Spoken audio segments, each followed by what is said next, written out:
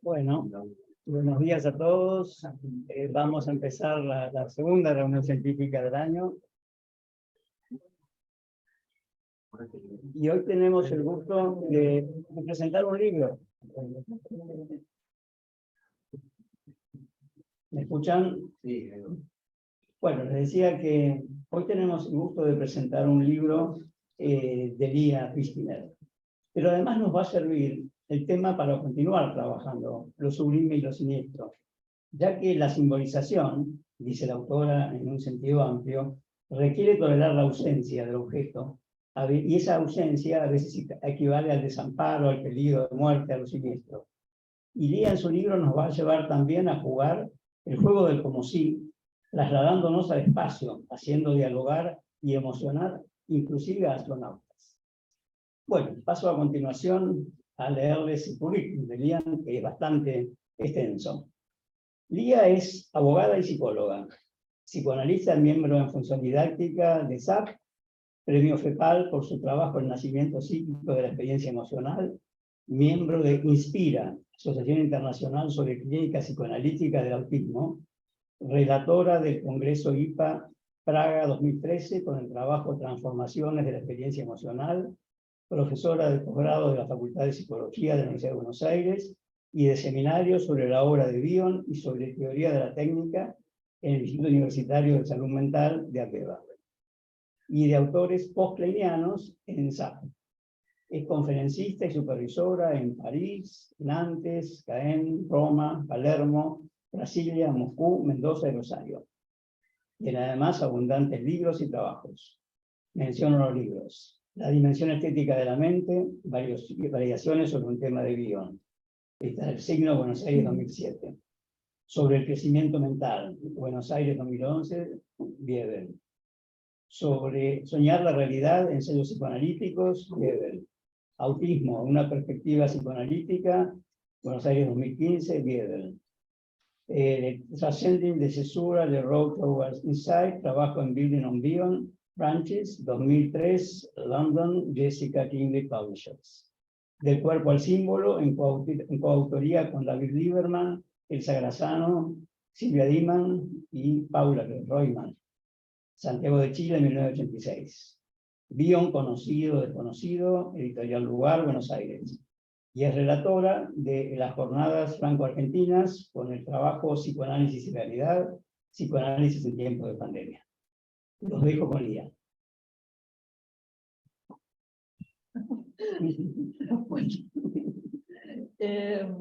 Es un gusto presentar el libro aquí y bueno, me siento muy bien en esta institución, muy acompañada y una de las cosas que más me gustaron de SAP es su acento en la clínica psicoanalítica. Me parece que es muy importante que nos juguemos no solamente en la teoría, sino que nos juguemos mucho en cómo trabajamos nosotros los psicoanalistas. Bueno, gracias por estar aquí. Bueno, vamos entonces a los comentadores del libro. En principio, el doctor Daniel Biebel, médico psicoanalista, miembro titular de SAP con función didáctica, es docente de salud mental en la Facultad de Medicina, en la UBA, es presidente de SAP y de ADEP, Asociación de Epistemología del Psicoanálisis, ex editor en jefe de Psychoanalysis Today. Daniel. Bueno, muchas gracias, Eduardo. Bueno, buenos días. En primer lugar, quiero agradecer el día. No se escucha. ¿No se escucha? Se escucha muy bajo. Adela, ¿se escucha bajo? Fíjate si podés levantar el volumen de tu computadora. Estaba diciendo que, bueno, son múltiples los agradecimientos en principio para realizar, que uno de ellos hizo contigo esa línea por haber invitado a hacer la presentación, pero muy en particular como editor, no sé si publisher dirían los americanos, pero más preciso, de 5 libros de Lía hasta el momento. Hasta el momento, ya. Vendrán otros. Como lo dijo Osvaldo, tenemos sobre el crecimiento mental en 2011, autismo en 2015, Soñar la realidad en 2019, ella como editora de Vivo en Buenos Aires en 2020, y Un pensamiento sin pensador en 2022, que es el que presentamos hoy. Mi intervención va a ser breve, después de dar el paso a María, que estoy seguro que va a hacer un comentario más pormenorizado que el mío, e inteligente. Simplemente voy a hacer algunas conexiones, algunos de los trabajos de Lía que figuran en este libro, que como ella lo dice, es una compilación de distintos trabajos que ha ido produciendo. Algunos de ellos he tenido el honor también de comentarlos acá, ¿no? Así que alguna referencia a algunos de esos comentarios van a salir en este momento muy breve. Lo que quisiera destacar es que no es trivial el hecho de que haya traído, enfocado en los distintos libros que fue editando con el editorial, pero también los otros que mencionó Osvaldo, tanto los que estaban en coautoría como el pensamiento estético de la mente, para llegar a este libro. En cada uno de los libros mencionados, que mencionamos, Lía va desarrollando y se va trabajando el pensamiento de vida y va apuntando su visión particular.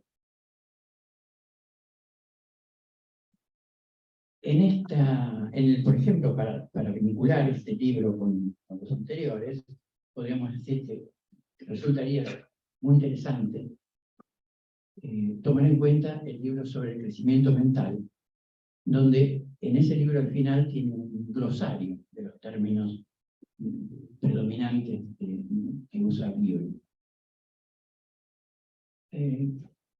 Digo esto porque si ustedes toman este libro, Un pensamiento sin pensador, van a encontrar un primer abordaje general del libro hecho en el prólogo, que lo hizo Carlos Tagle. Es un prólogo riquísimo, muy inspirador, muy claro, y que conecta distintas cuestiones del libro de Lía. Pero también hace una referencia, entre otras, en la parte del final de su comentario, a que Bion decía respecto de su libro Transformación, estaba escrito de un modo independiente. Él quería que fuera un libro que fuera leído autónomamente respecto de aprendizaje por experiencia y respecto de elementos de psicoanálisis. Pero que se dio cuenta de que esto no era tan así, que en todo caso siempre es conveniente también tener en referencia estos libros anteriores para comprender mejor el libro de Transformaciones, que era el libro del que se trataba en ese momento. Bueno, pienso que Un pensamiento sin pensador se deja leer de por sí, es autosuficiente también como libro autónomo, pero se expande, complejiza, y tomamos referencia a los otros libros. Por ejemplo, como decía recién, el primero sobre el crecimiento mental, o el libro sobre el autismo. El crecimiento mental es un ítem, es un concepto que Lía desarrolla sustantivamente, de donde insiste en esa dimensión psicoanalítica, que es no solamente atender a, bueno, como decía Freud, transformar digamos, la miseria neurótica en un corriente, sino algo más. Entre nosotros se le ha llamado también la dimensión mayéutica del psicoanálisis, y que tiene que ver con ese dar lugar a nuevos desarrollos y que Lía tematiza como el crecimiento mental. Obviamente, cuando hablamos de crecimiento mental, vamos a hacer referencia y se va a tomar como uno de los ejes la cuestión del pensamiento.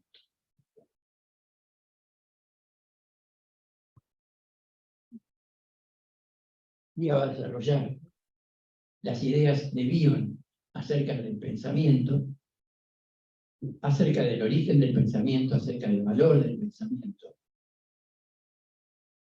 Pensamiento por un lado, el pensar por otro lado, los pensamientos salvajes por otro, y el pensamiento sin pensador por otro.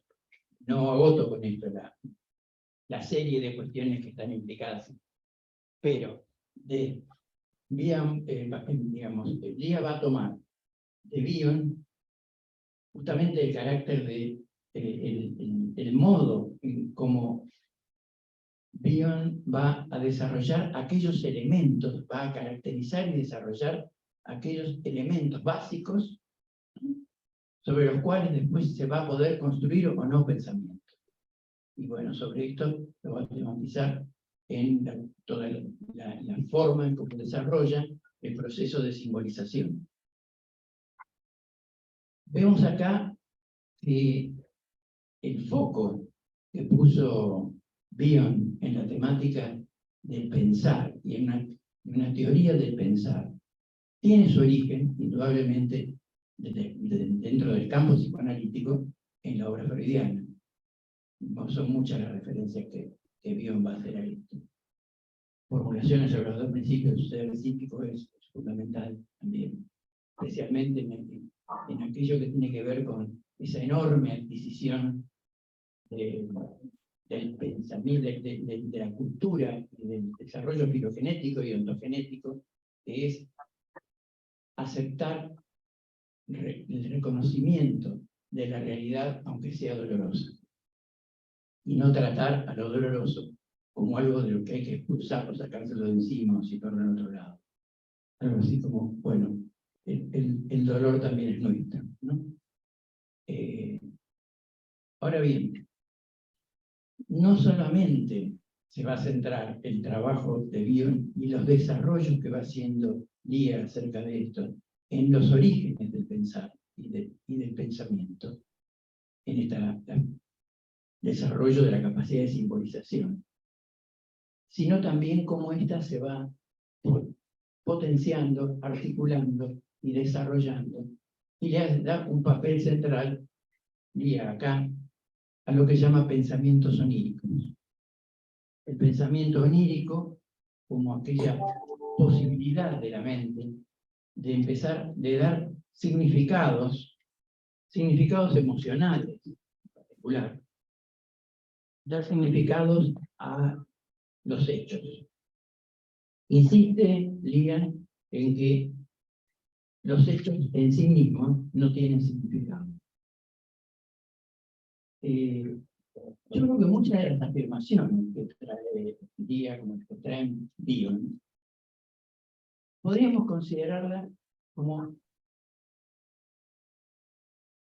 pensamientos salvajes. Pensamientos salvajes. Pensamientos salvajes en el sentido que le da Bion, que Lía explica, con su carácter arrollador, su carácter disruptivo, su fuerza para algo que solamente será aprovechada para que la podamos utilizar. Si se puede realizar algo con eso que Bion va a llamar domesticarnos, domarnos. Interesante porque, digamos, al domesticar, acá Osvaldo decía que de alguna manera podíamos hacer alguna referencia que tenía conexión con el tramo anterior. ¿Qué quiere decir domesticar? Hacerlo de la casa, el domo. Hacerlo de la casa, hacerlo Heimlich, hacerlo hogareño, que tenga que ver con algo que que podemos cobijar, como ejemplo de pasada, como opuesto a lo siniestro. Bueno, esto que podemos cobijar, que podemos hacerlo hogareño, Heimlich o Holmes, si lo queremos decir, lo tenemos. ¿Cómo son los procedimientos para que se puedan llegar a domesticar esos pensamientos salvajes? Los procedimientos son variados. Los procedimientos son de ligaduras, de reiteraciones, de mirar por un costado y otro costado.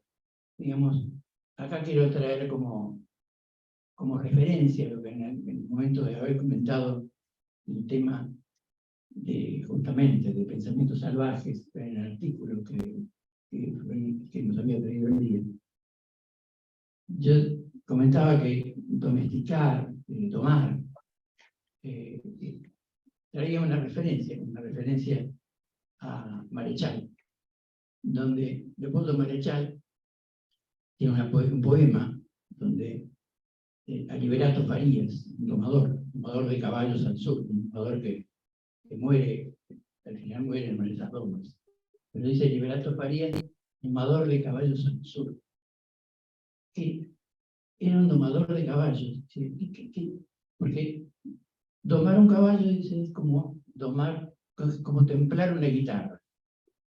Abatir la vertical del fuego, enaltecer la horizontal del agua, ponerle un freno al aire, 2 alas a la tierra.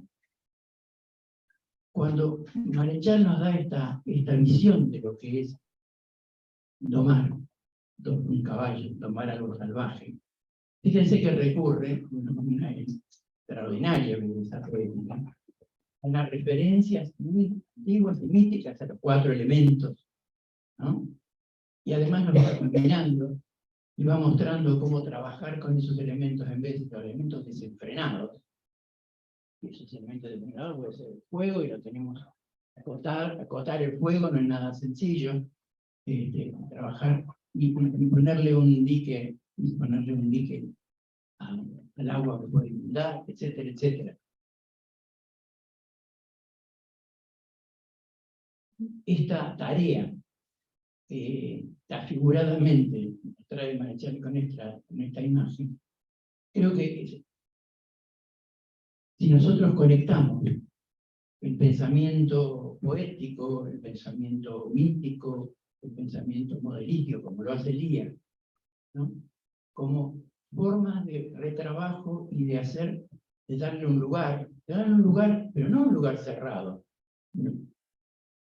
Domar no es enjaular. Puede ser domar, puede ser amansar, puede ser de esta manera. Pero es un modo de permitir que lo podamos usar para algo creativo, para algo que va saliendo en utilidad para el ser humano.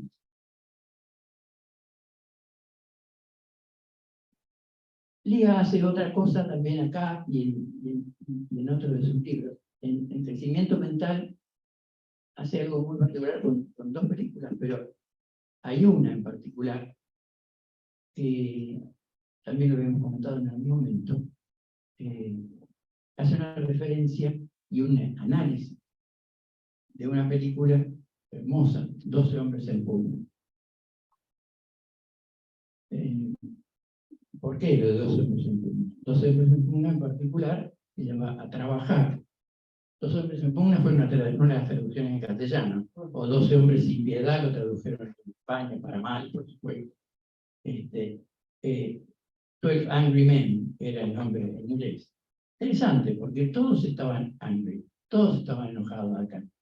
No es el punto, digamos, el enojo, yo pensaba, bueno, pero ¿cuál es el enojo de Henry Fonda? En todo caso, que es el protagonista. Digo, el pensador, como vienen a destacar, Bion.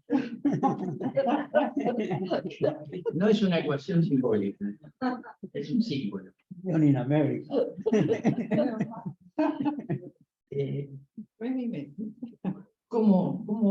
¿Por qué está enojado? ¿Y qué es lo que lo enoja? que un enojo que básicamente no puede decir no muestra, digamos ahí el pensador, que es uno de los, es aquella persona del jurado que se atiene a la cuestión de que para condenar a una persona tiene que haber, digamos, un consenso respecto de su culpabilidad que no admita dudas. Y esta es la persona que duda. Él es la persona que duda, pero no solo duda, sino que además se enfrenta a cada uno de los otros para mostrarle dónde está el punto flaco, los prejuicios, fuera de cada uno de los otros. Cada uno de los otros es cada uno de nosotros también. En última instancia, ese pensador es un aspecto nuestro y los otros 11 son otros aspectos que están combatiendo contra esa función. Traigo esto porque, como el pensador, y acá, el título del libro y el trabajo, yo trabajo un pensamiento sin pensador. Esto es, va a destacar la necesidad de que se produzca el pensador, de que el pensador esté en algún lado. El pensador es el que va a domar, a domesticar a esos pensamientos salvajes. El pensamiento es interesante porque cuando uno lo lee también de vuelta, un pensamiento sin pensador, un pensamiento, ¿y esto qué es? ¿No? ¿De qué estamos hablando? De vuelta. Ese es un pensamiento. Es una expresión, pero es un pensamiento. Ese pensamiento hay que desglosarlo. Tenemos que ir a trabajarlo para que entregue su sentido, o para que le encontremos un sentido, o para que le demos un sentido. Resultó interesante que en el diccionario de Ferrater Mora, pensamiento parece definido como una entidad intemporal e inespacial, invariable, y desde luego no psíquica. Interesante, ¿no? Y desde luego no psíquica. O sea, no es psíquica en principio. Desde la perspectiva, claro, la versión psicologista va a decir que sí. Pero hay algo que está ahí, algo que puede estar ahí. Popper diría en el mundo 3. Hay pensamientos que en algún momento fueron formulados, pero la formulación de un pensamiento por ahora la venimos haciendo nosotros, pero la máquina y el chat GPT lo van a dar un montón de pensamientos que van a aparecer ahí. ¿Y qué hacemos? ¿Cómo vamos a ello? ¿Qué vamos a hacer con ellos? Después necesitamos pensarlo. Entonces, el pensar sí es la actividad humana que va a apropiarse del pensamiento. Es decir, el pensamiento es, bueno, el pensar es algo que el hombre va a hacer para alcanzar, dice Ortega, hacer lo que la especie última de saber, que es el saber a qué atenerse. Saber a qué atenerse, saber a qué atenerse en la vida, saber a qué atenerse en el juicio, etc. Lo único que el hombre tiene siempre, dice Ortega, es la necesidad de pensar, porque más o menos está siempre en alguna duda. Bueno, justamente aquello que cancela, que cierra definitivamente la duda, es lo que va a inhibir, a impedir el pensamiento. Lo que permanentemente hace Liga es trabajar y abrir estos temas bionianos para decir, bueno, ¿y esto qué es? Entonces va a traerlo, lo va a tomar, lo va a pasar por diferentes modos de trabajo para que nos vayamos acercando a que nosotros podamos pensar con Lía y pensar con Bion. Pensar instrumentos para pensar. 5 minutos más, ¿está bien? Sí. Somos herederos de una tradición amplia, larga, por supuesto, pero una de las tradiciones significativas del psicoanálisis, esto suele traerlo Rafael Paz bien veces, es la de la ilustración. Y el lema de la ilustración, del iluminismo, que se rescata con esto es el lema que Kant toma de Horacio, cartas de Horacio, de la antigüedad del latín, que es, el lema es sapere aude. Sapere aude, en latín, tiene diversas traducciones. La primera, una de ellas es atrévete a saber. También se lo traduce como atrévete a pensar. Un comentarista hace una alusión a que en la cita concretamente de Horacio, Horacio que está escribiendo a un amigo, cuando le pone esto, está haciendo una referencia a los muchos recursos y habilidades de Odiseo. En algún momento también comentamos, cuando hicimos la presentación del artículo sobre 2001 del espacio, que está en este libro, que ilustra muy ricamente una cantidad enorme de puntos. Y este Odiseo, que aparece en la primera y segunda línea de la Odisea, descrito como alguien polítropo. Polítropo quiere decir de muchos recursos, de muchas vueltas también, muy ingenioso, muy perceptivo, muy habilidoso para pensar y para darle la vuelta a la cuestión. Y por supuesto también para ser tratado. Eso es otra historia. Pero porque en la Odisea va a pasar. No está planteado como un personaje bondadoso, pero sí de muchos recursos. Y este carácter de polítropos o polimétrico de Odiseo es el carácter que aquello que también tenemos que recoger como la habilidad digamos, la característica del pensador. Aquel que le va a tratar de seguir dando vueltas. Por suerte tenemos ejemplos muy significativos, somos tributarios en nuestra práctica profesional, en nuestra vocación, de un pensador insigne que es Freud. Y por suerte no fue el único, sino que le ha ido siguiendo una tradición de otros pensadores. Lo estoy poniendo con muchas mayúsculas, cuando lo ponemos con muchas mayúsculas, todo con mayúsculas, nos estamos refiriendo a algunos que son personajes muy especiales. Pero el punto no es quedarnos de vuelta nuevamente en ellos, apoyándonos permanentemente, sino el sapere aude valga para cada uno de nosotros, atrevernos a pensar nosotros.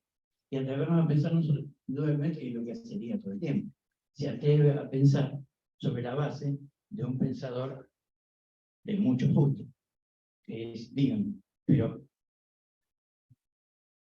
¿qué pasaría? ¿Qué pasa cuando ese pensador justamente no pudo haber pensado todo? Ese pensador pensó muchas cosas, pero bueno, tenemos que saber, darnos cuenta, aceptar el desafío y la oferta de seguir adelante, continuando la obra de estos pensadores, utilizándolos para desarrollar nuestro pensamiento. Bueno, yo creo que con esto paro por acá y le digo una palabra a María. Muchas gracias. Bueno, pasamos ahora al comentario de la licenciada María Pestani, que es licenciada en psicopedagogía y en psicología, psicoanalista de niños, adolescentes y adultos, miembro titular con función didáctica de la SAP y miembro de la Comisión Científica y coordinadora de la Subcomisión de Niños y Adolescentes. ¿Es que tampoco? No, ya. Sí, va. Gracias.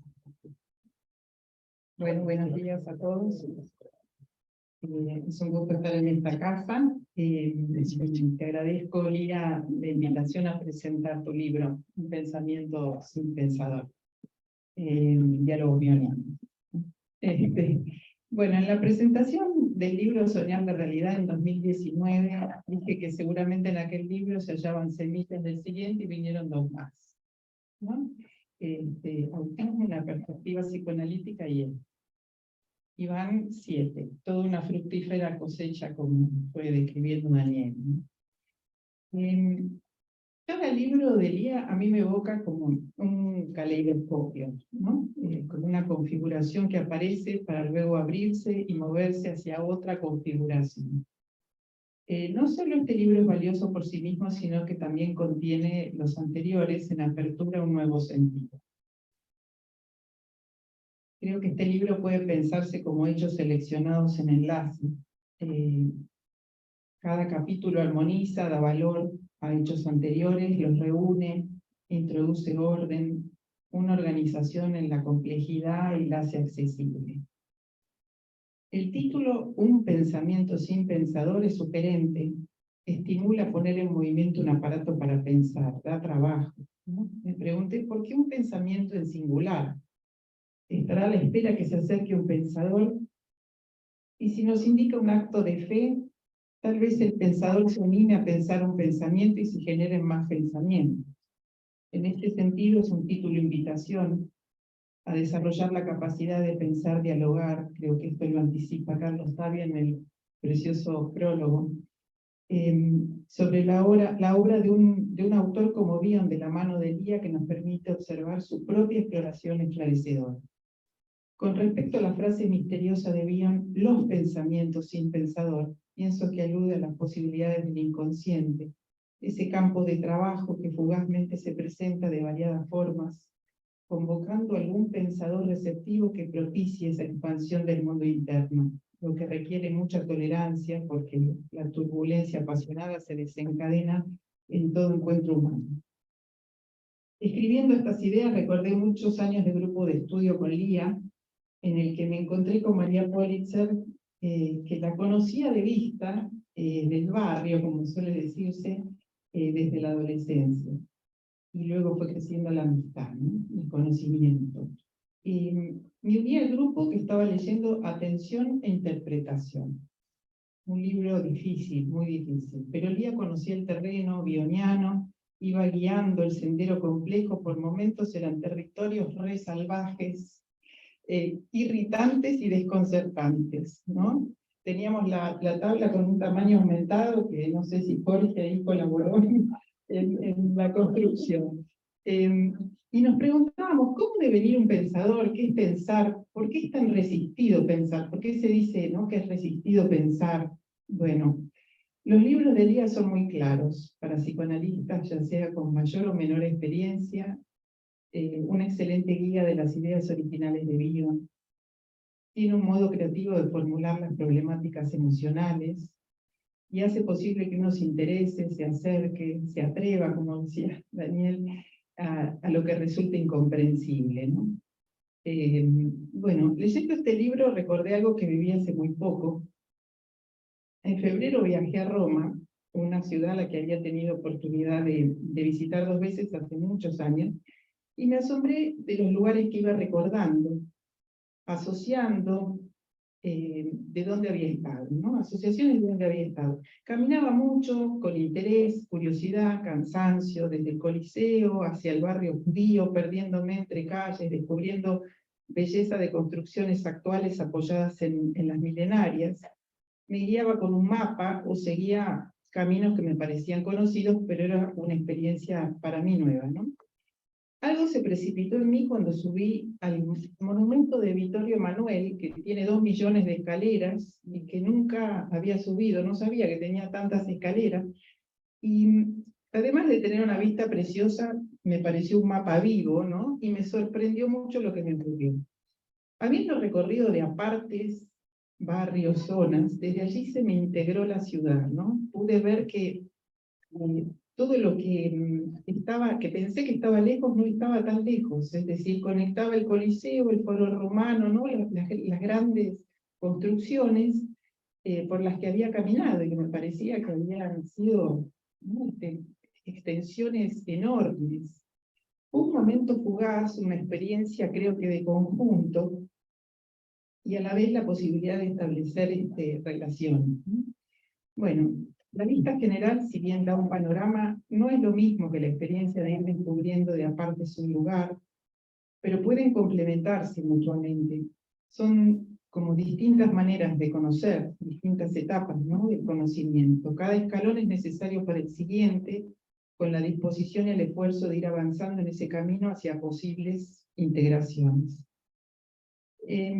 También esto me hizo pensar en los libros de Lía, que cada uno expresa el conocimiento de la obra de Bion, que fue precipitando en ella a lo largo de los años. Cada libro da una vuelta más a lo que comprendió, nos ofrece otros vértices, etcétera, ¿no? Un nuevo descubrimiento. También encuentro alguna similitud con el modo particular del aprendizaje gradual de una teoría, y en esto tengo como hoja de ruta una frase que dijo Rafael Paz cuando empecé los seminarios acá en SAP: la teoría se va asimilando lentamente.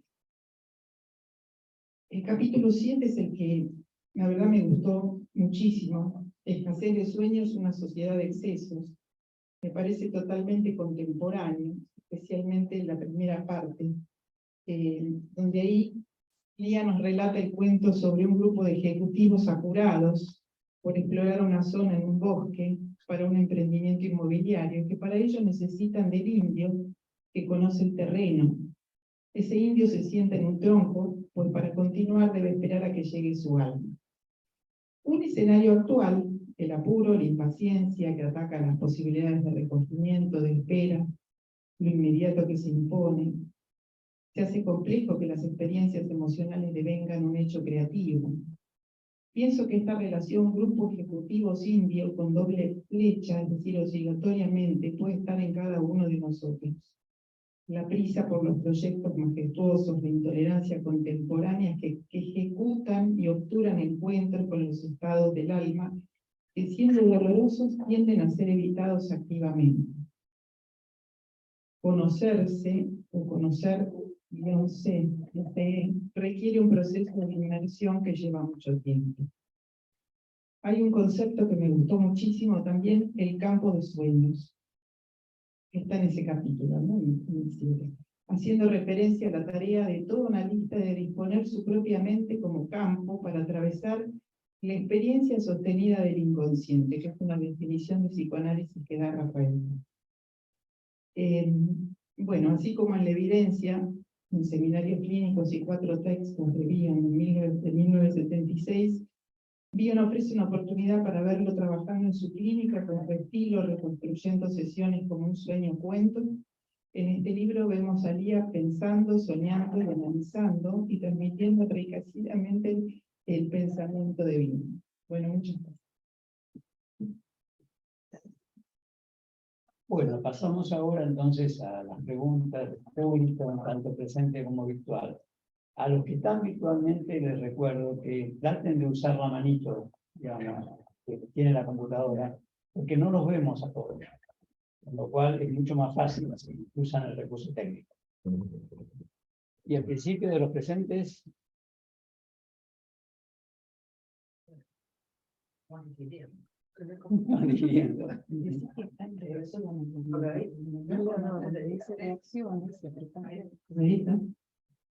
Hay que esperar que apretarlo más.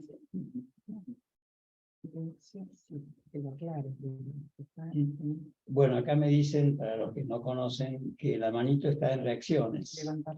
Ahí aparece como una opción levantar la mano. Bueno, tengo una pregunta y también una especie de agradecimiento, que es, primero preguntarle a Lía, ¿cómo fue que surgió el título? Cuestión que traen los comunicadores en particular, María, ¿no? ¿Cómo apareció ese título que es tan atractivo, tan invitador a pensar? Esa es la pregunta. Y después, digamos, los comentarios llevan agua a ese mismo tema. Está muchísimas ganas de leerlo, ¿sí? Porque parece que fue como la síntesis no solo de la obra de Bion, sino también de la gran productividad de Bion. Así que, y lo de 7 es muy interesante, porque 7 es un capítulo de este libro, que tiene que ver con el que tenemos de atrás, de Daniel, que se recibió Freud, ¿sí? Con el capítulo 7 de los sueños de Freud. Entonces, asociación, sabemos cuánto trabajaría sobre el tema de los sueños. Bueno, eso no.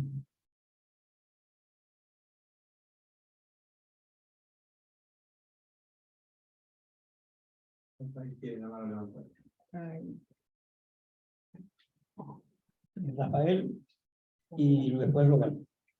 Le damos la palabra a Rafael. Sí, ¿se oye? Sí, sí, se escucha muy bien. Bueno, la presentación me pareció formidable realmente notable. Dos cosas. Una de ellas es una anécdota que la he contado alguna vez, que cuando vino Bion a Buenos Aires en el siglo pasado, hace mucho tiempo, la traductora tuvo la cortesía de enfermarse, con la cual Dora Romanos y yo oficiamos de traductores de Bion, los seminarios, para candidatos. Y en esa época estaba en boga, en el medio analítico, la pregunta por la analizabilidad. ¿Quién se podía analizar, quién no?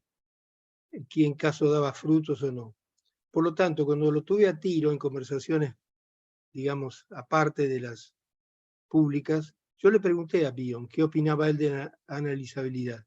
Me dijo algo que no olvidé nunca y que además tiene mucho que ver con la cuestión de los pensamientos salvajes, los pensamientos, cómo apoderarse aprehensiva y al mismo tiempo delicadamente de lo que está flotando en alguien. Me dijo lo siguiente: mire, cuando una persona viene a consultarme, yo siempre pienso que a lo mejor es la última oportunidad que se da. Entonces simplemente lo tomo. Lo cual es una respuesta extraordinaria, pero que tiene que ver con la posibilidad de aprehensión a priori de lo que sea, después se verá. El segundo punto que querría preguntarles, porque me parece muy importante para SAP, a Lía, los presentadores, y a Carlos Tavia también, es cómo integrar el conocimiento de Bion en la currícula formal de los candidatos. No es nada fácil. Para que no quede como un pensador extraordinario, pero rarísimo, en una suerte de marginalidad de la cual hay que permanentemente rescatarlo.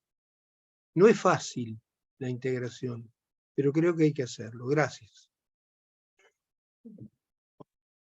Gracias, Rafael. Pasamos a Rubén. Hola, buenos días. ¿Me escuchan bien? Sí. Sí.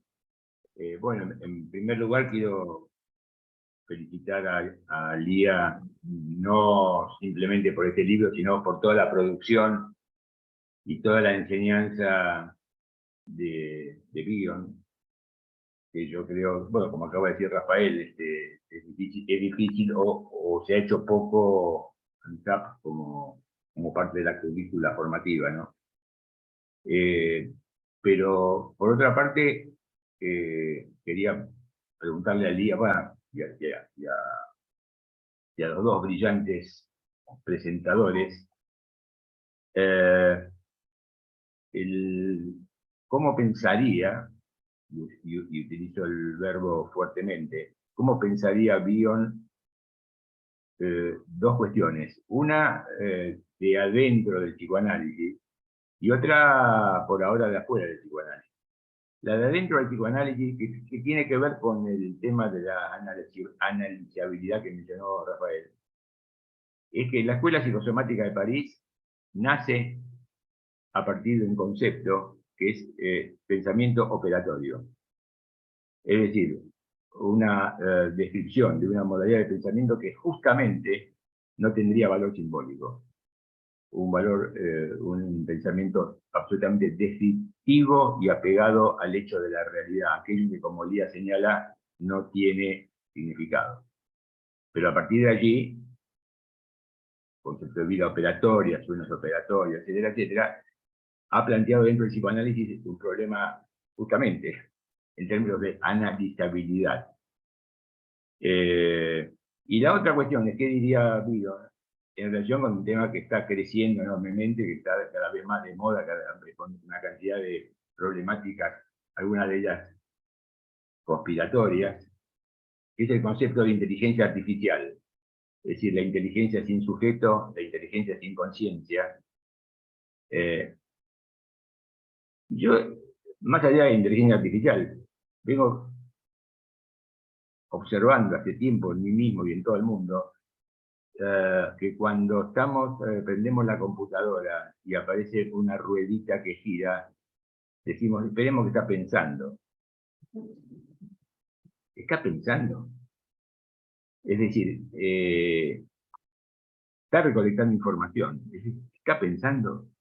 Es decir, quería algún comentario sobre eso sin haber leído el libro, pero conociendo algunos aspectos de lo que, bueno, ha planteado Bion, ¿no? Bueno, muchas gracias.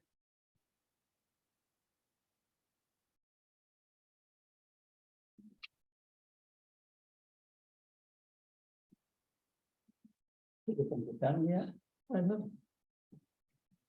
Bueno, en primer lugar, de nuevo, muchísimas gracias a los comentadores porque realmente fue muy, muy rico y de los dos comentarios surgieron cuestiones nuevas. No solamente el comentario a un libro, sino que me siento muy bien de que el libro haya podido estimular comentarios de ese nivel. En cuanto a las preguntas, ¿cómo aparece el título?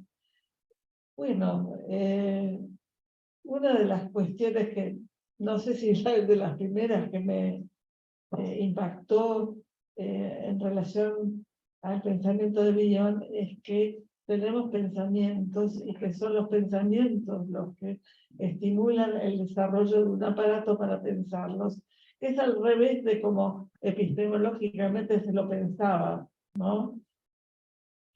Y esto además nos lleva a la cuestión de la analizabilidad, porque muchas veces uno se encuentra con pacientes que tienen pensamientos, pero no tienen herramientas para poder pensarlos.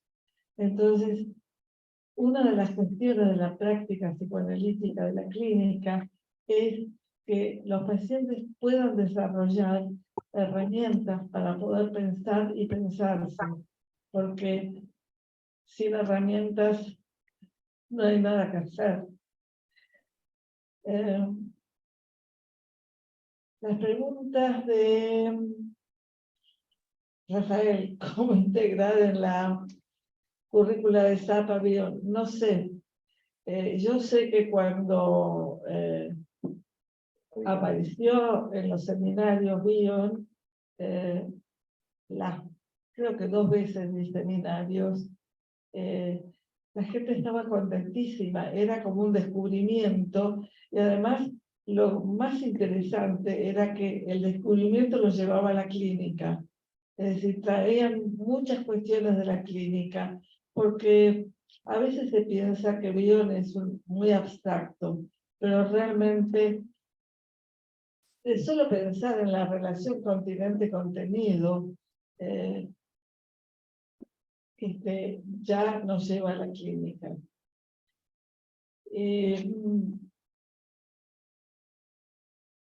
En cuanto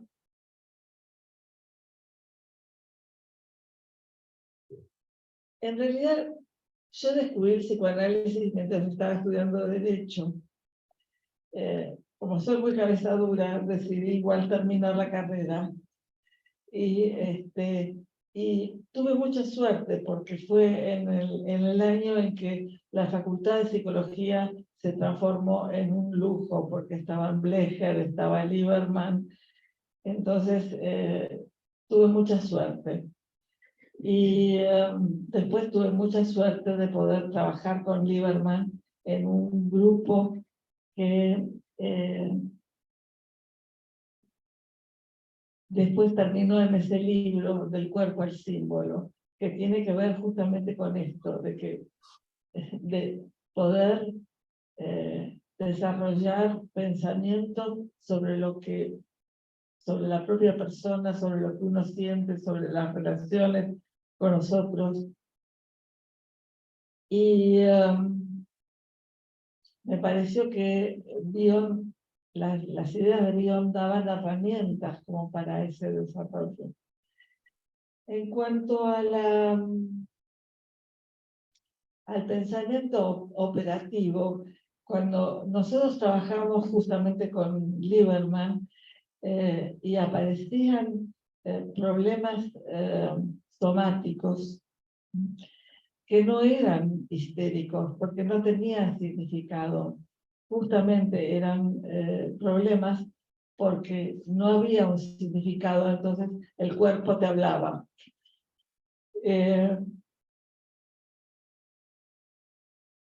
Entonces, uno se encuentra con pacientes que tienen pensamiento pragmático, es decir, por ahí yo tenía una paciente que los padres me preguntaban, ¿puede viajar sola?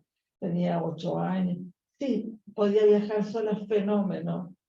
Ahora, de ahí a pensar, era otra historia, otra cuestión.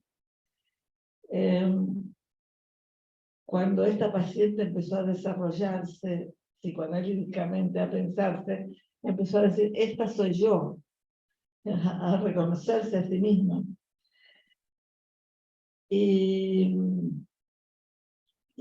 no es lo mismo pensar que pensarse y pensar las relaciones con nosotros. Y de eso nos ocupamos nosotros los psicoanalistas. Hay mucha gente que tiene pensamiento operatorio, pragmático.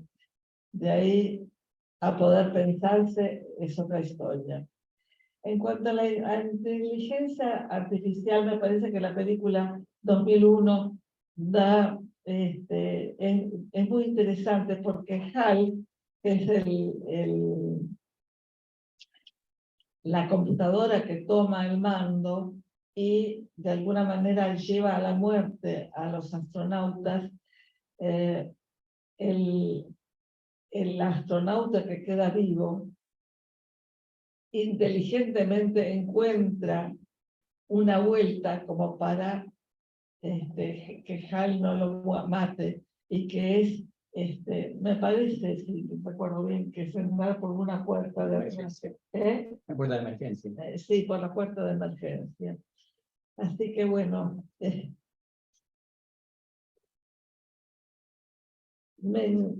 nuevamente me gustaron muchísimo los comentarios y me parece que son de una riqueza que vale la pena que los escriban. María. Tenemos a Carlos Javier. Carlos, escuchamos.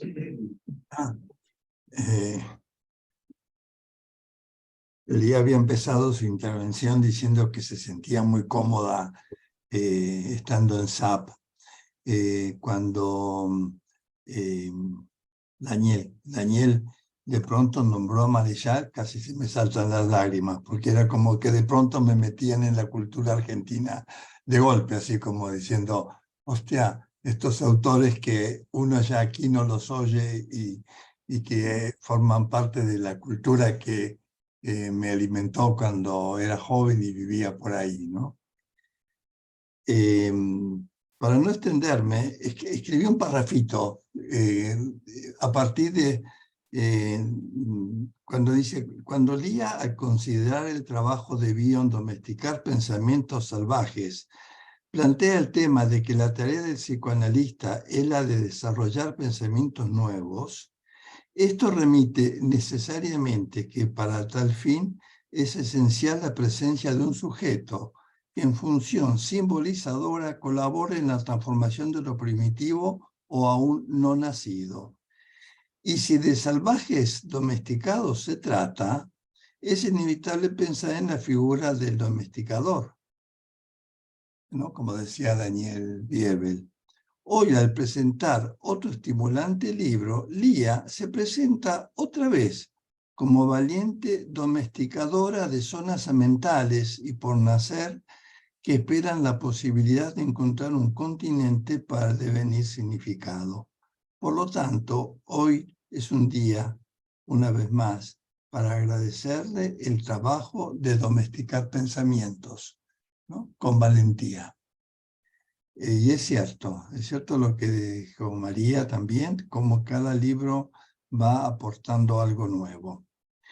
Pero ante la invitación que hizo el doctor Paz de cómo introducir el pensamiento de Bion, ciertamente que el pensamiento de Bion lo introducen los que son artesanos, ¿no? Y acá remito un poco al modelo de enseñanza del psicoanálisis que nos propuso Meltzer, que es la de trabajar en grupo con un maestro, con un artesano. Y él hablaba del atelier. En el atelier hay un artesano donde hay gente joven que quiere aprender el oficio y que conviven con él y van aprendiendo cómo se trabaja el cuero o cómo se trabaja el cobre. Y poco a poco, a la medida que el aprendiz va aprendiendo, se le van dando nuevas posibilidades, nuevos desafíos. Y en este sentido, mi experiencia con gente joven o gente de 30 o 40 años de edad y de capaz que 10, 20 años de trabajo clínico, una cosa que sirve mucho para domesticar el pensamiento árido de Bion, porque no nos podemos negar a reconocer que el pensamiento de Bion es árido, ¿no? Decir que no lo es como querer endulzar la sal. Es árido, es áspero. Él escribía para una época en que se quería tener una respetabilidad psicoanalítica, pero que en realidad, por suerte, lo abandonó cuando escribió Atención e Interpretación y cuando escribió Memoria del Futuro. Ahí es cuando se liberó el pensamiento de Bion y se convirtió en el Bion más genial. Lo anterior era genial, pero lo de Atención e Interpretación es mayor. Entonces, yo creo que una cosa que facilita es grupos donde se discuta material clínico con alguien que está como más aventajado. Mañana yo tengo una vez por mes un grupo donde se reúnen como 12 colegas de 40, 50 años y cada uno presenta cada tanto un trabajo y vamos discutiendo entre todos y entre todos vamos haciendo la comprensión de ese material, no una supervisión, sino que cada cual aporta un vértice. Como yo soy el más viejo, aporto, digamos, el vértice más poscleniano, y voy introduciendo y la gente va leyendo y va, digamos, acercándose al pensamiento, porque Bion empezar teóricamente es muy difícil, ¿no? Salvo los primeros trabajos, cuando habla del pensamiento, la origen del pensamiento, eso es fácil de entender. Pero el Bion que realmente profundo es el Bion final, el Bion de atención e interpretación. La otra cosa que a mí me sirve mucho es leer en grupo, con gente también de esta edad, leer supervisiones de otros analistas, ¿no? O sea, materiales clínicos, en este momento estamos leyendo todos los casos que se han publicado de MERS y seguramente leeremos de otros autores. O sea, leer en grupo, la gente va preguntando, ¿y esto de dónde sale? ¿Y esto qué significa? Y es la manera de aprender el oficio de analista. Es aprender a partir de la clínica, con situaciones concretas, que la gente se va encontrando con dificultades teóricas y va consonando con las dificultades que ellos tienen y las van planteando, y así se va aprendiendo el oficio de analista. Para esto hace falta artesanos, gente que esté dispuesta a colaborar, ¿no? Esto era una sugerencia que me surgía a partir de lo que decía el doctor Paz. La respuesta de la inaccesibilidad, que es una respuesta un poquito ya que no tiene mucho eco actualmente, Bion decía, es la última oportunidad que tiene una persona y lo tomo. Mercer decía otra cosa, cuando vienen los tomo si tengo horas. O sea, el que llega y hay horas se queda. Si no hay horas, no hay. O sea, no hay selección. No hay selección. Muchas gracias, Lía, otra vez. Muchas gracias, Carlos. Yo me había anotado también en la lista y voy a retomar esto que estás planteando de analizabilidad, ¿no? Todavía. Porque yo creo que Mazzucán planteó una cosa en relación a esto muy directa. Él dijo que se trata de atracción o rechazo, fundamentalmente. Y a mí me pasó que yo lo conocí a Bion cuando recién me recibí. Yo antes de formarme como psicoanalista fui analista de grupos y Bion, Experiencias en Grupos, fue un libro trascendental que no es para nada difícil ni abstracto. Además, yo en ese momento estaba trabajando fundamentalmente en grupos y estaba entusiasmadísimo, ¿no? Digamos, con Bion. Pero creo que acá tiene mucho que ver el contexto, ¿no? Porque me parece que esto ha pasado siempre con los clínicos, porque también pasa cómo incluir en la currícula a Lieberman, cómo incluir en la currícula a Bolas. Los grandes clínicos, en realidad, quizás Lieberman porque vivió poco, no llegó a tener tiempo como para hacer lo que está haciendo Lía ahora, que es un poco teorizar sobre la clínica y desde una visión macro muy interesante, donde realmente es accesible y no por eso deja de tener riqueza teórica. Con el pensamiento operatorio, y ahí voy a Rubén, me pasó lo mismo en el hospital. Cuando uno trabaja con médicos en el hospital, se entiende mucho más el pensamiento operatorio. Sí, uno parte de la idea de que no es uno solo el que ve al paciente, pero uno además de hablar con el paciente, habla con médicos, habla con enfermeras, y entonces tiene significado. Lo que en cambio, si el paciente viene al consultorio, aparece como no analizable. Como que en ese sentido a mí me parece que el libro de Lía, que de todos también yo considero que es el más fácil, en el buen sentido, ¿no? Como que hay un proceso como de digestión, de asimilación, que hace que el prejuicio de que no es un libro sobre Bion, yo diría que es un libro de Lía, donde el título mismo provoca a que uno tenga ganas de pensar y a darse cuenta que sí, que hay mucho prejuicio en relación a escribir para ser leído, para trascender, para que quede algo respetable, como diría Daniel, versus la idea de simplemente estimular en la clínica, a través de este libro, a que uno pueda animarse a entender a pacientes que por ahí mucha gente descarta, o porque no tiene hora, o porque, bueno, no puede llegar directamente, ¿no? Porque además lo cierto es que los pacientes que van al hospital tienen que ir, o los pacientes más graves, uno tiene que ir a buscarlos, no vienen al consultorio. Bueno, muchas gracias, Lía. Y pasamos ahora a Eleonora y después María Polster. Y Maribel. Perdón. Seguimos y después yo porque si no, ahora, hasta que no hablas castellano.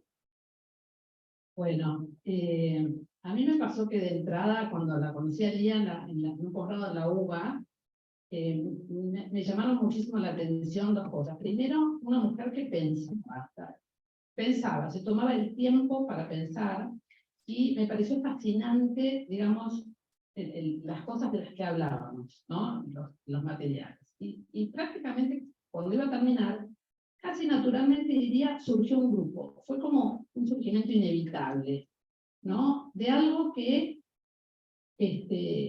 bueno, después seguimos con mucha felicidad, muchos años, muchísimos años, y que nos tomamos el tiempo de leer un libro. Y lo que digo es que me hiciste pensar, Mary, cuando decías que éramos vecinas, que nos cruzábamos, ¿no? Pensaba en estos pensamientos que también andan por ahí sin relacionarse.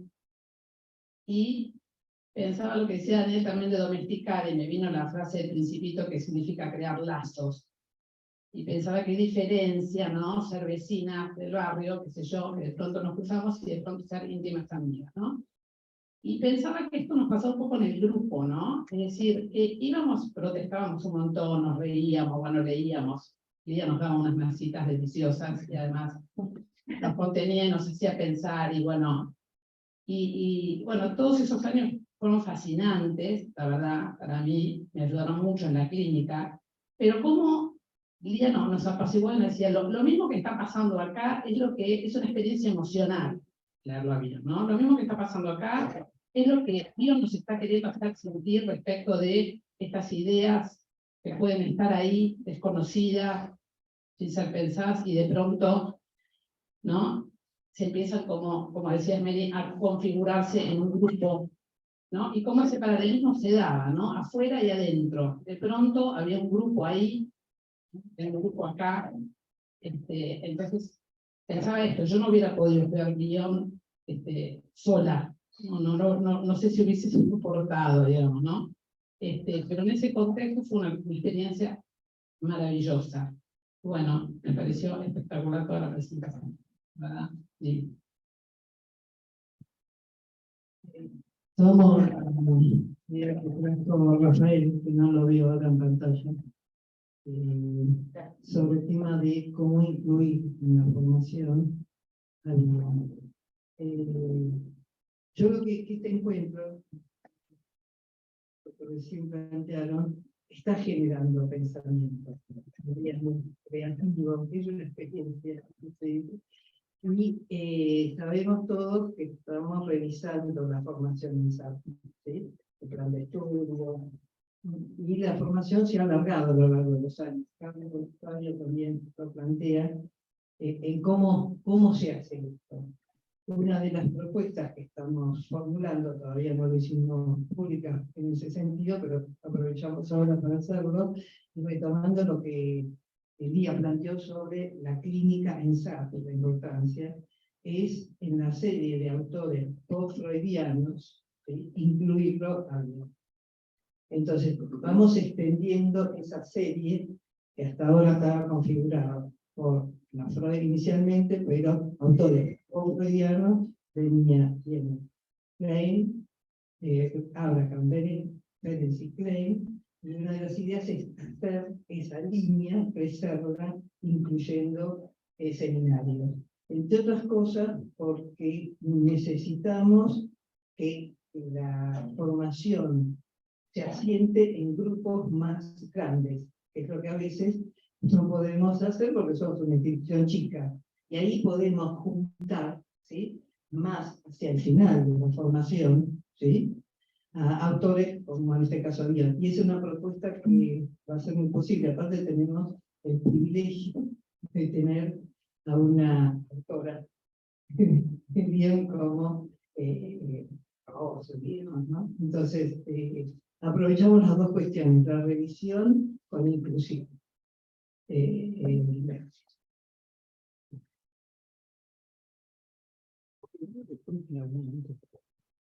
Daniel. Entonces, muchas cosas interesantes que van saliendo, sin ninguna duda. Una pequeño comentario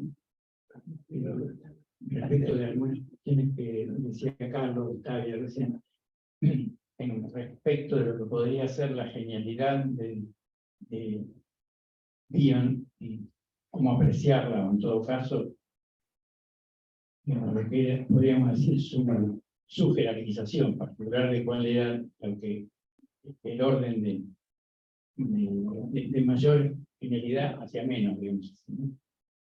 Yo creo que cada uno de nosotros puede tener un enganche particular con un autor tan prolífico, multifacético y con la exploración de vértices tan distintos, como Bion.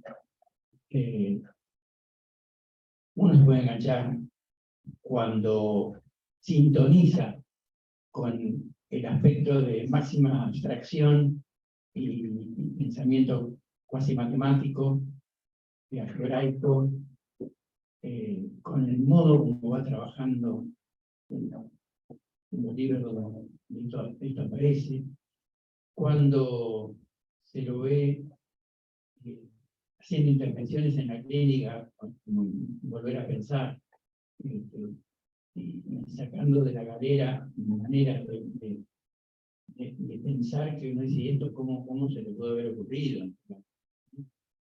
O como cuando tiene una estructura de, no sé, la evolución en el sentido de seguir desarrollando. Creo que tiene las características que podríamos decir, comparativamente podríamos decir, Bion Picasso, para poner un ejemplo, ¿no?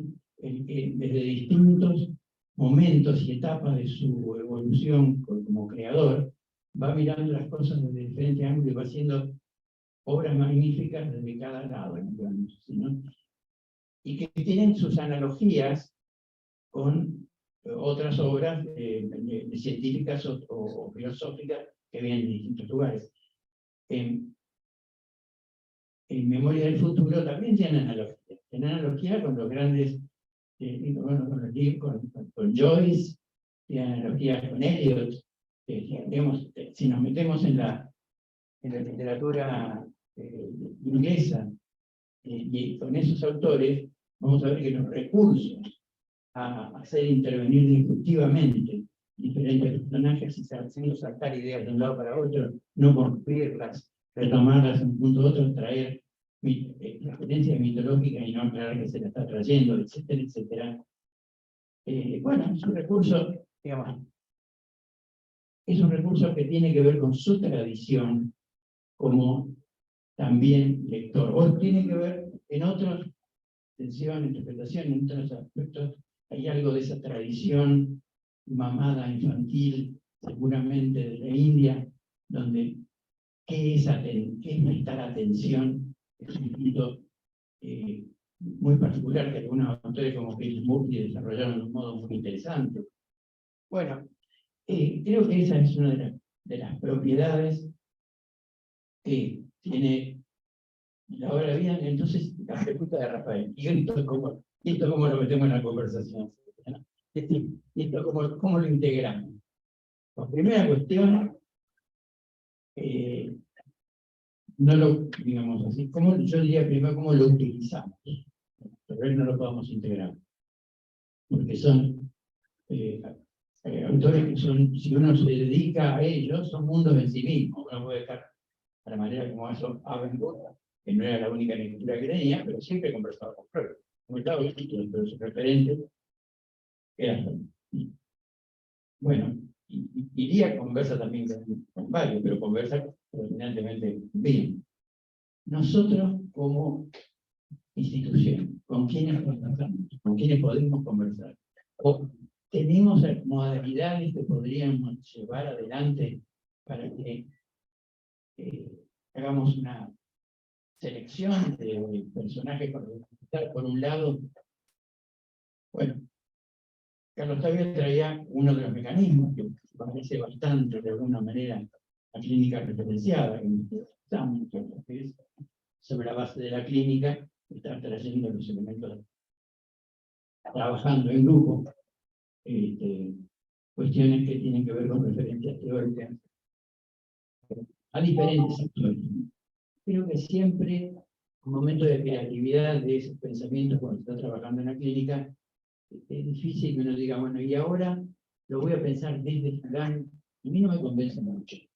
No lo voy a pensar desde Bio, lo voy a pensar sino que me parece que cuando se genera un pensamiento que de repente lo encuentra Bion, o lo encuentra Lieberman, o lo encuentra Freud en el texto, algo de la creatividad del inconsciente se pone de manifiesto. Ahora bien, de vuelta, ese es un dominio de la ejercitación. ¿Podría haber otro dominio más sistemático? Creo que sí. Que puede haber una región más sistemática. Pero la región más sistemática de integración me parece que no se puede hacer, ya lo venimos viendo y pensando desde hace un tiempo, exclusivamente por el lado de integración por autores, sino integración por problemas o por temas. Entonces, decimos, por ejemplo, ¿qué ha desarrollado el psicoanálisis respecto de pensar y el pensamiento.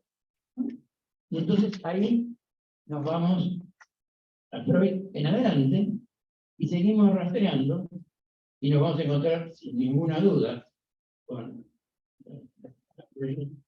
de repente va a tener una enorme producción en el desarrollo de Bion, pero vamos a tener desarrollos parciales en los autores, y va a haber autores siguientes, va a estar Paula Hyman, y va a estar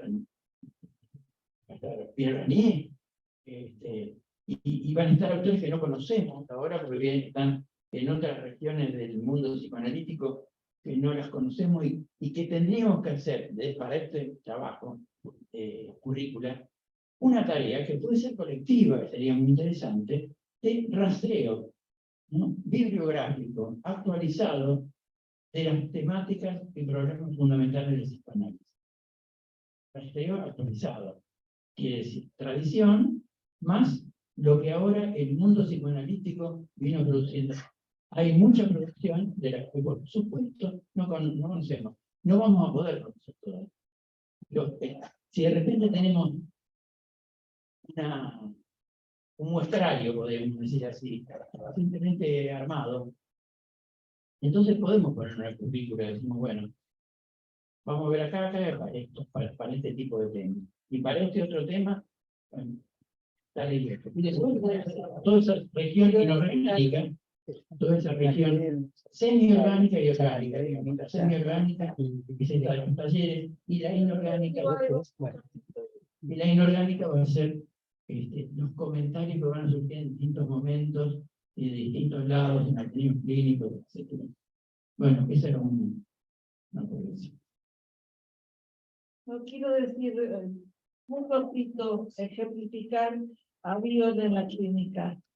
Es decir, en un momento dice de un paciente que llega y dice, hoy no voy a poder hacer nada, y a lo largo de la sesión termina diciéndole, así que nada es una idea. Lo otro que me parece que es un aporte de Bion, por lo menos para mí, es, tal como lo hace en una memoria del futuro, personificar las emociones. Entonces, se puede hacer dialogar a las emociones. Al señor miedo con la señora celos, sentarlos en dos asientos y a ver qué se dice uno al otro. Por ejemplo. Tenemos ahora a Maribel, Mirta y Luis Fuim. Estoy aprendiendo. Son tres cosas que voy a tratar de ordenar en todo lo que muchas cosas se fueron diciendo. La primera, agradecerle a Lía. Bueno, ella hizo varias elecciones personales de abogacía, de psicología. Qué bueno que haya tenido ese cambio y reorientación, porque la psicología se benefició mucho con eso. Y también para nosotros que nos eligieran como SAP en segundo término institucionalmente, también fue una suerte para SAP. Y lo digo que fue una suerte para SAP porque desde que Lía ingresó siempre tuvo una actitud y una disposición que valoramos mucho en la institución, que es estar a disposición de, es decir, para dictar un seminario, para traer sus libros, para participar de las reuniones científicas. Lía nunca dice no. En todo caso dice, espérenme a que tenga una fecha. Nunca dice no. Eso para SAP, para la modalidad de trabajo de SAP, es una ventaja muy grande. Pero recordaba especialmente que compartí con ella en Colombia, cuando llegó su libro de autismo. Y ahí pude observar, años atrás, creo que han pasado por 10, la avidez con que los psicoanalistas latinoamericanos le compraban el libro, se acercaban a ella y querían comprar. Entonces vi que tenemos en la institución una pensadora que es demandada dentro de la formación en Latinoamérica como un referente. Y no quería dejar de mencionarlo hoy. La otra cosa me llevó cuando leían el currículum de María, yo también vengo del campo primero de las ciencias de la educación. Y estaba en la facultad en ese siglo de oro, donde estaban los autores que me hacían referencia. Pero después del siglo de oro vino el siglo de la oscuridad.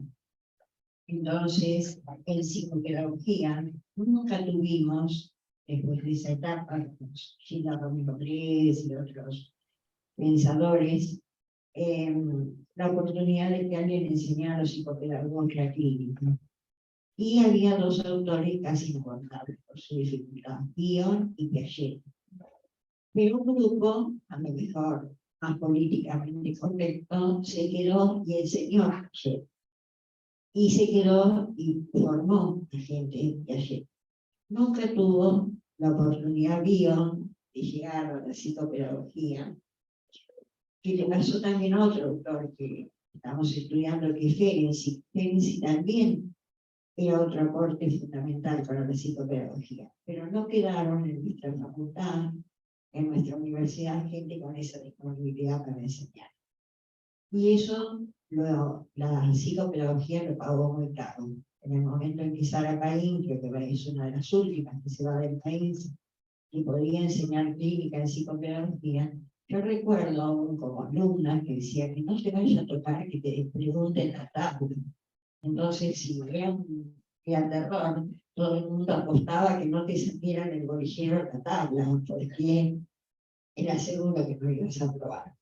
Entonces, con ese tipo de amenazas, nos fuimos abandonando espacios y situaciones muy interesantes que nos habían dado otro tipo de productividad.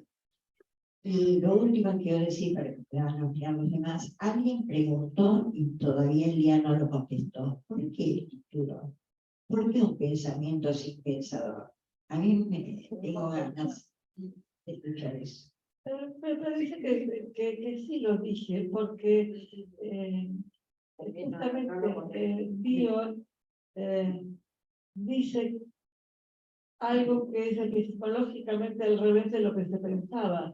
Es decir, los pensamientos son anteriores a la posibilidad de pensarlo y son los que estimulan el desarrollo de un aparato para pensarlos. Y es en la tabla donde uno ve en lo vertical los distintos niveles de abstracción, desde los elementos beta hasta el pensamiento científico, pero también cómo se usa el pensamiento, porque eso nos sirve mucho a nosotros en la clínica, porque hay pacientes, por ejemplo, que pescan, que te interesan los sueños y te cuentan una cortina de sueños y eso es absolutamente defensivo.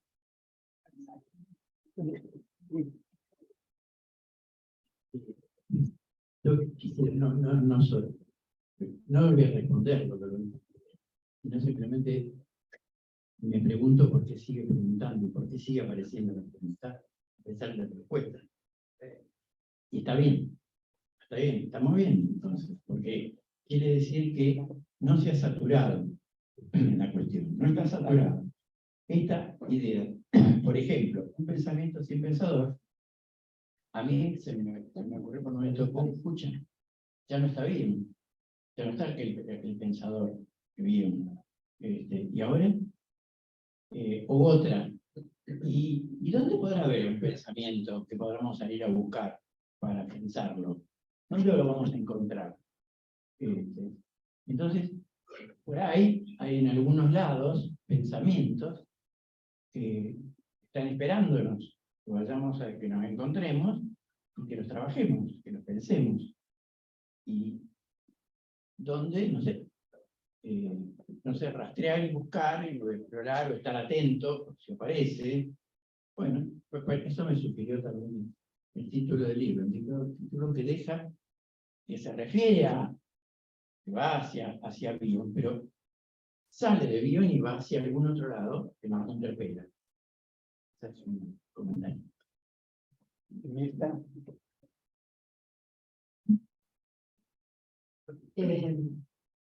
Bueno, yo voy a hacer algo de lo que dijo Maribel. Los miro a los cuatro y es un privilegio tenerlos a los cuatro en la sala. de verdad, por lo menos para mí. Ante todo, agradecer los comentarios, que fueron riquísimos, muy pensados, muy elaborados y muy atinados y muy estimulantes para los que vamos a comprar el libro. En segundo lugar, quería decir que, no sé, Lili, si vos estuviste en la APA, hicimos 4 cuatrimestres de Bion con Piccolo. A la letra, a la letra, leyendo las notas al pie, discutiéndolas, ¿no? Así salimos. Quiero decir que se puede. De algún modo, o por lo menos los conceptos más importantes. Y por último, decirte a vos, Lía, que te felicito mucho, mucho. Y que yo no leí el libro, pero por lo que oigo, que dijeron los comentadores, y que lo dijo Carlos también, es que vos fuiste más allá de Bion, con pensamiento propio. Quiero decir con esto, y te felicito por hacerlo, porque no todo está dicho. No todo está dicho. Por suerte. Por suerte, tenemos, claro, referencias de dónde partir. Freud mismo, consigo mismo, estuvo en las transformaciones de sí mismo.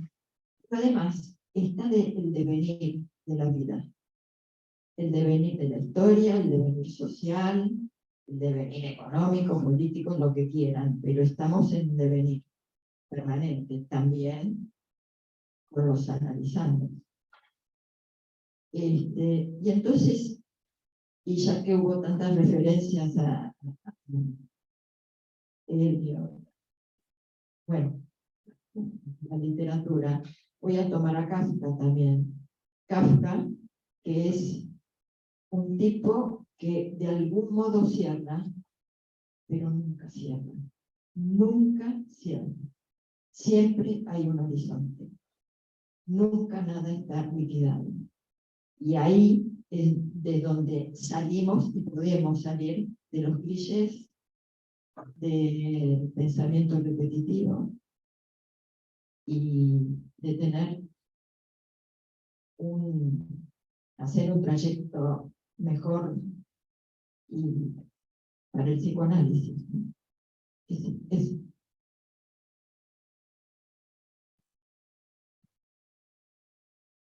Yo me quedé muy impresionada por la presentación tanto de Lía como de Daniel y de María. Dije Mirta porque me quedé también muy conectada, porque yo iba a empezar a hablar de nuestra experiencia con Bion, y que eran esos seminarios que habíamos tenido con Piccolo, que después fue el miembro fundador de esta institución. Falleció prontamente, así que no lo pudimos aprovechar, pero muchos de nosotros nos introdujimos, digamos, en el pensamiento de Bion, con él, con esa aridez y al mismo tiempo humor con el que podía tomar. La pasábamos bien. Sí, la pasábamos bien, por eso digo también con el humor. Toda esta presentación, lo de los pensamientos, todo eso a mí me trae a colación algo que para mí es importantísimo por la regulación que también tiene en lo que nosotros entendemos por una formación psicoanalítica, es el conocimiento. Cómo, o sea, poder, y es un tema de Bion, el tema del conocimiento, un tema muy importante en la obra de Bion. Entonces, ¿cómo articulamos o cómo pensamos sus ideas de conocimiento con el conocimiento psicoanalítico y con la formación psicoanalítica? Creo que bueno, es un desafío del que estamos hablando. Carlos Tavía nos describió de alguna manera nuestros intentos diferentes, variados de clínica referencial, ¿no? Bien lo dijo Daniel. Y nos queda esa otra parte, ¿no?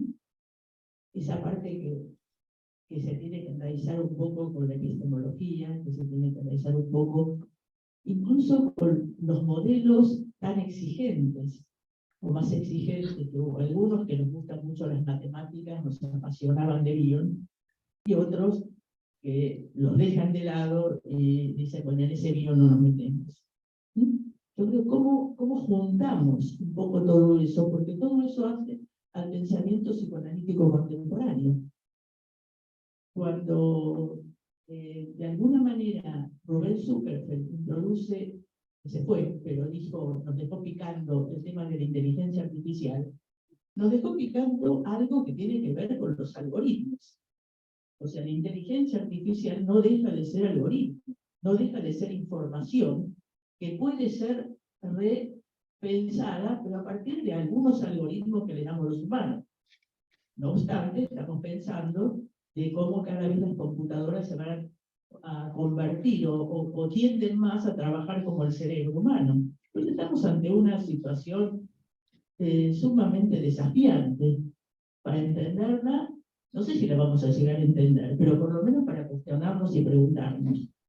Preguntarnos qué es ese conocimiento, cuál es el conocimiento de uno, y qué es la imaginación, otra de las cosas que tenemos ahí. Que muchas veces no le damos demasiado bolilla desde el psicoanálisis a lo que es la imaginación. Sí hablamos de la fantasía, pero no es lo mismo la imaginación que la fantasía.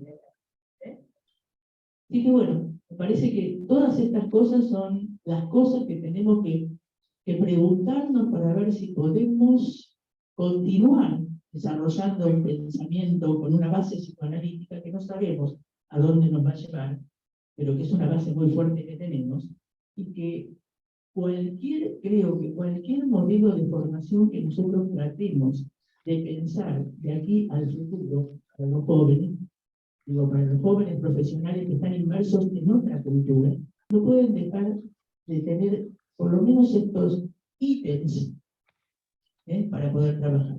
Ayer estaba viendo un programa de televisión y estaba Julio María Sanguinetti presentando su libro Horizonte, escrito por él y por Mujica. Entonces, realmente, decía, ¿y esto para qué lo hicieron? Me preguntaban. Y dice, lo hicimos para los jóvenes, para que se den cuenta que desde lugares distintos, con la convivencia, se pueden intercambiar cosas muy importantes. Yo creo que nosotros tenemos que convivir con la cultura que aparece en la informática, que aparece en la inteligencia artificial, en la informática de las cosas, en la cibernética, en una cantidad de cosas. Ahora estamos conviviendo. No podemos ignorarlo. Pero convivir no significa ni confundirnos, ni darles, o sea, es convivencia.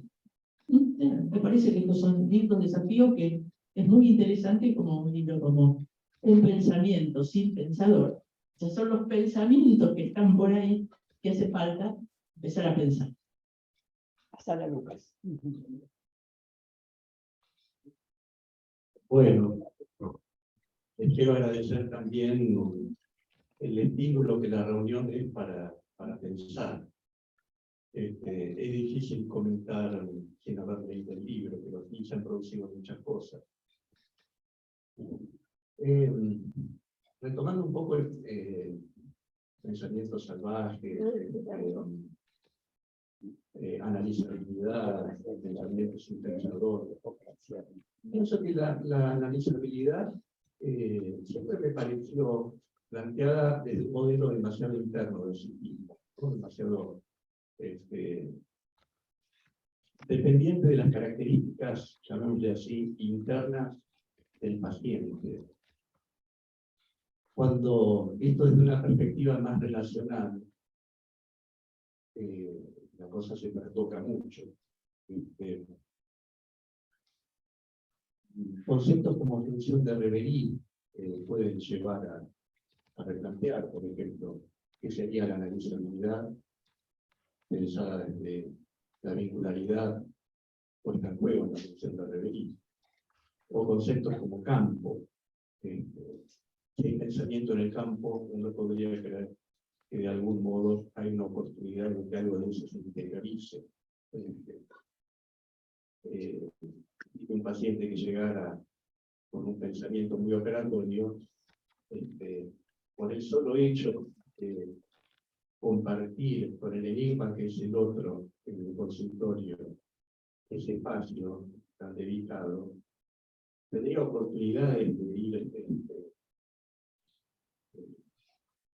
poniendo en funcionamiento algo que en principio no había en su interior, pero que está en el mismo. La inteligencia artificial, a mí me parece que es todo es una animización muy humana de algo que no es inteligencia. Más bien, por lo poco que estoy viendo, pero me interesa el tema, se trata de combinatoria, de una gran capacidad de combinatoria de datos y de procesamiento, pero no hay una inteligencia consciente de sí. Ahora me enteré hace poquito que Microsoft le agregó a algunas funciones que ya tiene hace mucho, procesadores de texto, hojas de cálculo, PowerPoint, le agregó inteligencia artificial.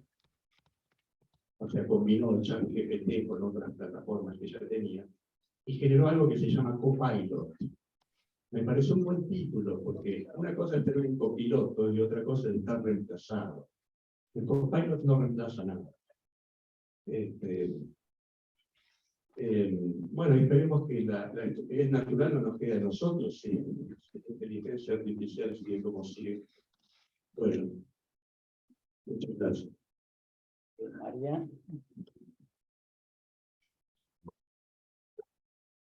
Yo quería retomar lo de la inteligencia artificial y el chat GPT. Sí. Ayer un paciente que está descubriendo lo que pasa con el soñar y digamos, ese mundo de sueños, contaba muy enojado que en una reunión una amiga le dijo que le había preguntado, le contó un sueño al chat GPT y que estaba maravillada con las cosas que le dijo, y él estaba enojadísimo, ¿no? ¿Cómo puede ser? Entonces yo pensaba, si lo no psíquico, o sea, es un intento también de hacer psíquico algo que no lo es, pero que sucede, y como decía Lili, tenemos que convivir con esto y aprender de esto que es, como para pensarlo también, ¿no?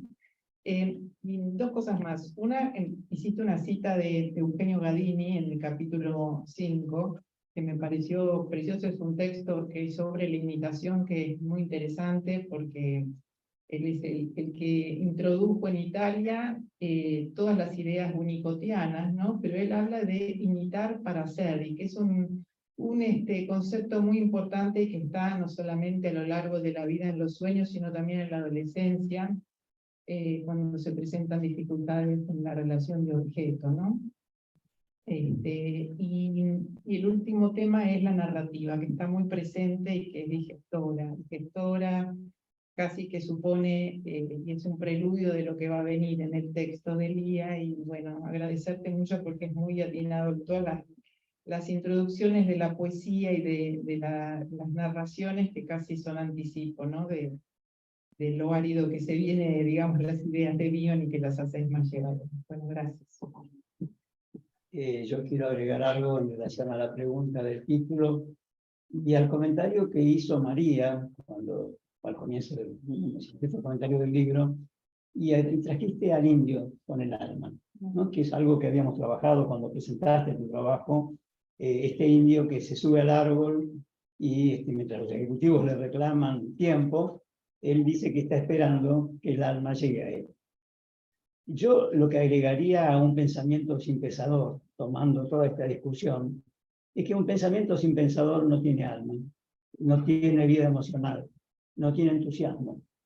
Y algo que yo veo que pasa permanentemente en estas reuniones científicas, desde antes que yo llegara acá, es que acá se da un fenómeno de que, si bien hay grandes pensadores, cuando se da la reunión científica, acá surge entusiasmo. Yo tengo en común con Lía que los dos venimos de Ardeva. Y yo creo que lo que yo sentí en Ardeva es que precisamente en la medida que creció, que fue universidad, cada vez hubo más pensamiento y cada vez hubo menos entusiasmo. Inclusive hasta eran incómodas las reuniones científicas, había discusiones, había jerarquías de quién hablaba, quién no hablaba, y que acá en cambio hay una sensación, primero de formación permanente, que yo creo que está acá, ¿no? Digamos, como que me parece que esto irá boca a boca, pero que cuando uno se entusiasma no hace falta hacer propaganda, viene. Y quiero rescatar también en ese sentido, además de Alía, a Carlos Tavia, porque en este momento tenemos en SAP un curso de formación permanente donde el tema es Meltzer, pero yo creo que Carlos Tavia pone el alma, digamos, es una persona muy entusiasmada, y así como Lía transmite entusiasmo, me parece que ese elemento emocional es fundamental en la formación, y que creo que este libro se refiere a eso, ¿no? Digamos, a alguien que habla de pensamientos, que sabe mucho de teoría, pero que está entusiasmada, que quiere, y entonces transmite algo que llega mucho más a través de la emoción que a través del texto. Bueno, y ahora ya los dejo, estamos sobre la hora, los dejo con Lía para que haga el cierre. Bueno, antes de decirles lo que había pensado para el cierre, quiero decirles que el vínculo K, que es el que Bion agrega al vínculo de amor y odio ya tratado por el psicoanálisis, no es posesión de conocimiento, sino la disposición a conocer. Lo otro es la diferencia, me lo recordó María, la diferencia de lo que habla Gadini entre imitación e identificación. La imitación no supone un mundo interno, es bidimensional. La identificación sí supone un mundo interno. Bueno, ahora, a ver, nos sorteamos. El modelo de mente de Bion, acorde con el paradigma de la ciencia de la complejidad de nuestro tiempo, es el de un universo en expansión y en constante evolución. Y a mí lo que me pone muy contenta es lo que produjo los comentarios de María y de Daniel, porque me parece que son de una riqueza enorme. Es decir, justamente el hecho de que sea un estímulo para que cada uno de nosotros pensemos y podamos intercambiar me parece muy gratificante. Entonces, a ver.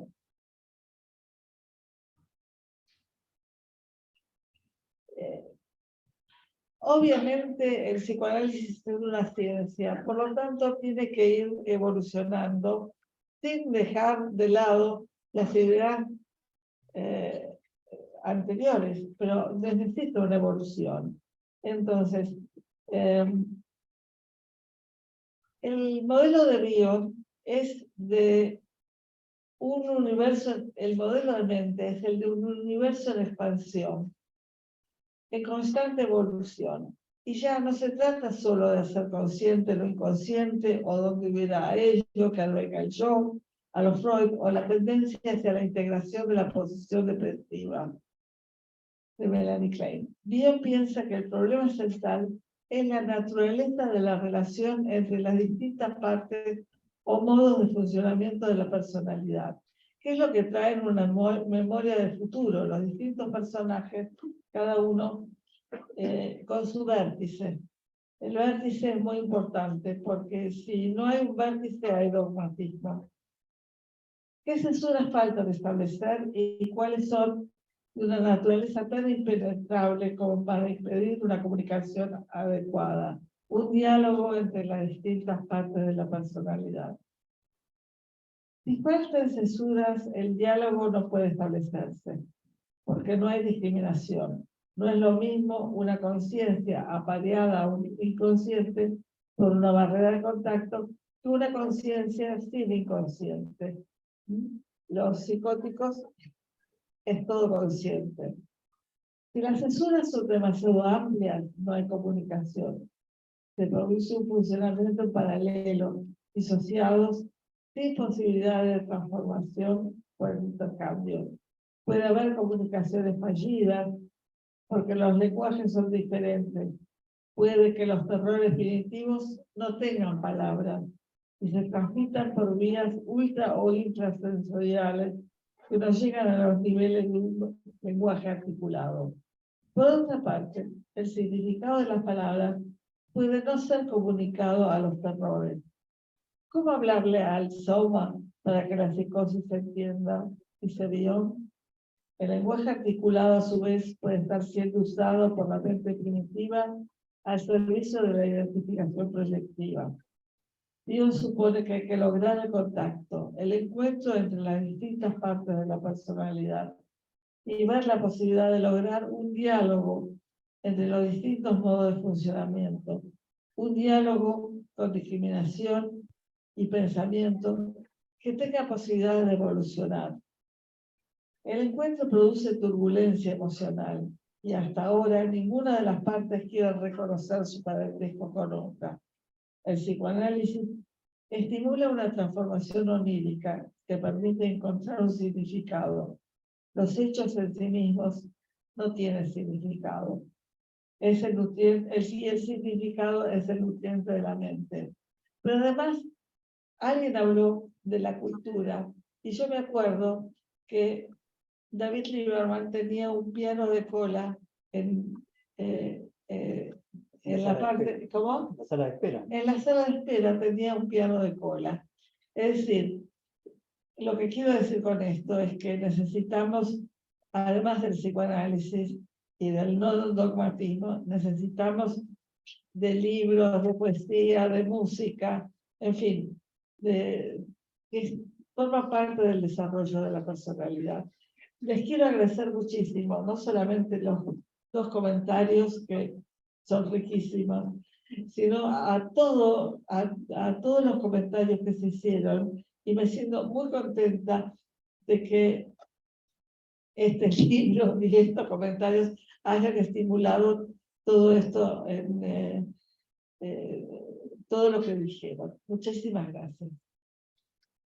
Bueno. Adriela puso la manito, ¿o no? Se equivocó. Adriela Duarte, ¿querías hablar? No, estoy aplaudiendo. Bueno. Bueno, muchas gracias a todos y nos vemos entonces en la próxima reunión. Sí. ¿Cómo